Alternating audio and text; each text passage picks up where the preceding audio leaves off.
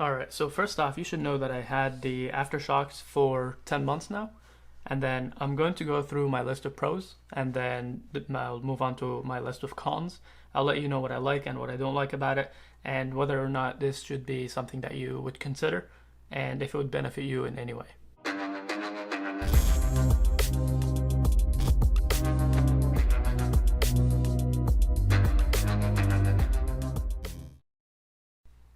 So the first pro of this device, I would say, would be the vocals. If you like to listen to podcasts, or if you like to listen to some songs that are mostly vocal, if you're listening to the singer's voice, this would be perfect for you because it puts up the vocals a lot.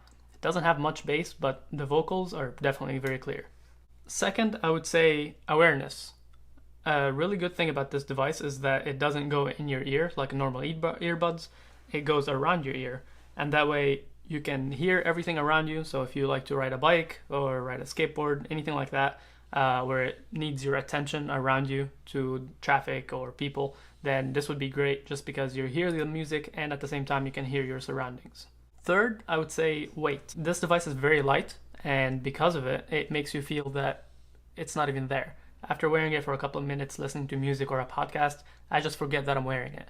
So it makes it really nice on those long work days if you're allowed to wear headphones at work. So this makes your day move much faster just because it just doesn't feel like it's there. You can speak to anybody who talks to you just because you could hear them, and you just forget it's there just because it's so light.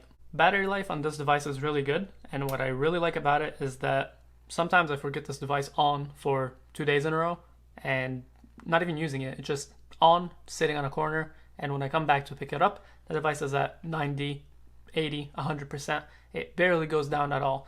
And when I'm using it, it could last me an entire week without even charging it. And I use it heavily. So I would give the battery life an amazing out of 10. Next, let's talk about controls. So if you look at the bottom of the device, you'll see there's two buttons, one for volume up, one for volume down. And the volume up, if you hold it down for about 2 seconds, it will turn on the device, and that's also how you turn off the device. And on the left ear, you'll see that there is another button. I'll get back to this one later because it has some cons to it. But so far, you can press it once to pause the music, double tap it to skip, triple tap to go back, which is good, but there's some stuff I don't like about it. When it comes to build quality, I would say it's really nice and very sturdy. I dropped it many times, nothing happened to it, and you could bend it however you want. It's pretty good, and nothing happens to it. It just goes back to how it looked. And also the ear pieces, they go back to how they were also. You could bend it either way. It's fine. I never tried to bend it further than this, but why would you? So if you look at the bottom of the device, this is where the charger would go. And how it works is that it's magnetic. So it just basically sticks like this. It's a pretty strong magnet. You can hold up the device with it. And I never had it get knocked off while I was charging the device. So it's pretty nice magnet. And it's a USB on the other side, so you shouldn't have an issue getting it charged. Now, there is a con about this. I will get back to this later when I get to the cons. So when it comes to the last pros on this device, by far my favorite would be the waterproofing on it. So this device is certified up to 1 meter underwater for half an hour. So it makes taking it in the shower a breeze. I'm not worried about it. Nothing is ever going to happen to it in the shower. And that also makes cleaning this device pretty easy, since whenever I want to clean it, I just take it under the faucet and I just wash it off. So this device is rated up to IP67 water resistance, which also means that it's fine around dust or sand. So you could take it to the beach. And finally, let's move on to the cons. So what I don't like about this device, and there isn't a lot of cons, and I definitely believe that the pros outweigh the cons. First off, I would say bass. The device barely has any bass, just because it's outside of your ear. So whenever it tries to play something that has heavy bass, it just kind of rattles, and you feel like this part where the sound comes from is just shaking around your ear. And when I first got it, I was actually a little bit ticklish because of it, just because the more you turn up the volume so that you would get more of that bass, the more it just shakes harder. When I got this device, there was in the box 2 ear muffs, one of those foam plastic ones, the cheap ones you can get anywhere. And apparently whenever you wear it with the ear muffs, it makes the bass way louder, but then the vocals go way down. It's a very strange experience, and it felt like it was best if I put one earmuff on. That way I get the bass from one ear and the vocals from the other. But overall, I decided to not use the earmuffs at all just because it didn't feel right. I'm wearing this device because I want the awareness and just have it around my ear so I could hear people talking to me and my surroundings, and just having earmuffs just destroys the point of having something like this. At that point, I would just rather have earbuds. Next, I would say another con that I don't like is the charging cable. I know I said I like it earlier, and what I like about it is that it's just easily magnetic and it just sticks on, it's pretty strong. But what I don't like about it is this piece right here that they made to charge it is their own charger. You can't really find this very commonly, and to buy it again from them, they would charge you quite a bit for it. So I don't like the idea of having something like this. It would have been nicer if it was kind of like a USB-C with a magnet. That way it would just stick on there. But whatever this is, it's not great that if I lose this cable, I would have to go out and try and find another one or buy it from them and pay however much they charge for it. And next, I would say another con that I don't like about it is the looks.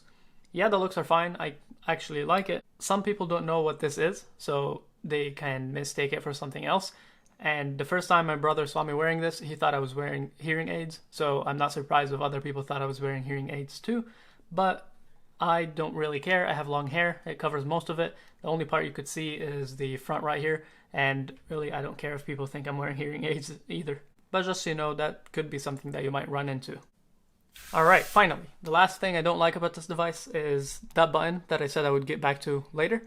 That button right here on the left ear, if you tap it once, you'll pause the song. Double tap it, you would skip the song. Triple click, you'll go back to the previous song.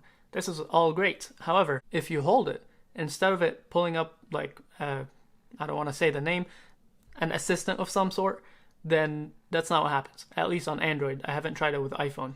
If you hold this button, it would redial your last phone call. It's very strange. I didn't expect this to be something that would be built into it.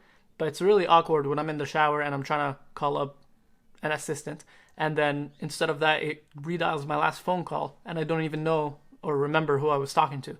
Then I have to stumble out of the shower to try and hang up quickly.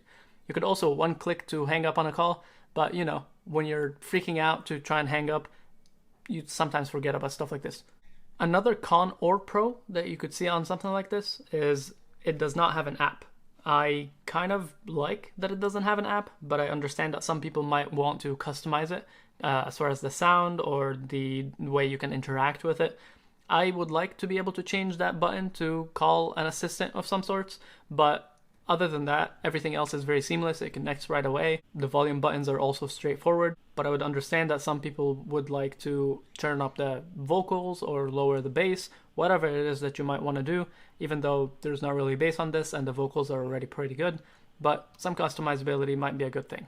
Alright, and with that, that would be everything that you might want to know before you get a device like this. If you have any questions, ask me down in the comments. I will be sure to answer you whenever I get your question. So after all of this, if you're interested in picking up one of these, I'll have a link down in the description below. And with that, I hope you have a good rest of your day, and peace out.